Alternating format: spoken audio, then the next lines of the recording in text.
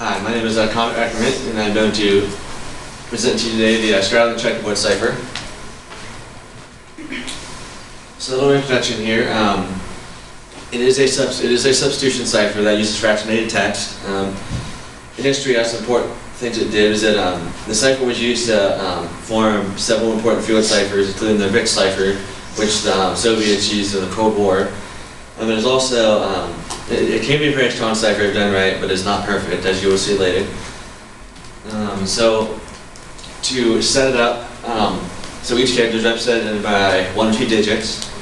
The key you use is always a mixed alphabet, and so the checkerboard is always 11 by 4, well for this case, and then you always leave the first one blank, and then you number it 0 to 9 in the top row, and then the next row, of course the first one's still blank, and then you fill in the first 8 letters of your key, and so if you leave 2 blank spaces in whichever number you want, in whichever space you want, then you use the 2 numbers for those blank column numbers for those blank spaces to label the next 2 rows.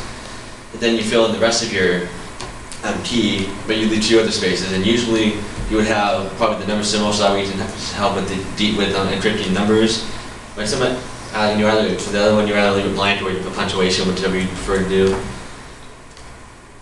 And also, you want to make sure your recipient has the key in order because they really can't do much without it. So for encryption, after you have the checkerboard set up, first you select, for example, I have the word high. If you want to encrypt the word high, what you do is you would first look for the letter H, which is in the, then when you from there you look for a row number. There is a row number which is 2, so it'd be 2, and then you look for the column number which is 6, so you get 2, 6. Then from letter I, you find the letter I in the first row, but it doesn't have a row number, so you just put the column number, so it would be 2, 6, 5. So also when you're encrypting numbers, you would encrypt the number symbol first, so it would be 2, 0, and then you'd put whatever number you want, and I would tell you that there's an actual number not ciphertext. Then also you encrypt you don't omit the spaces, you encrypt the spaces as well, which in this case you would use either the 2 or the 6, so you prefer to use. So for decryption, for example, it's just basically reverse, so you have to have 2, 6, 5. So first you always want to check first if the first number is one of the row numbers. In this case it is 2. So you go to column 6, so it would be H. So 5 is just the same one, so you find column 5 in the first letter, which is I. Of course, if you encrypt the number symbol, that means is that there's a number after it.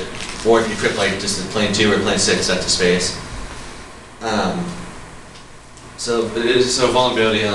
Cipher, it can be pretty secure if you do it right, but however, it can be easily broken even by an anonymous code breaker. So for that reason, you should obviously, of course, you have a standard key, as well as it's also a good idea to double transpose the single digits to make it more secure. We'll wrap up here. Also this picture is a little bit different. The only difference is instead of 4 spaces, 2 spaces over, there's 4 spaces. The 3 of them are dashed to signify that they're the row numbers, and you have 1 blank space you'd use for a space. Then you fill in the rest of your key here where you don't have any more spaces, and then the last one is number like 2, 9, and usually you would have the key mixed, and the numbers probably mixed around too, to protect from the vulnerabilities. Also, it says on a perfect cipher. And with that being said, any questions?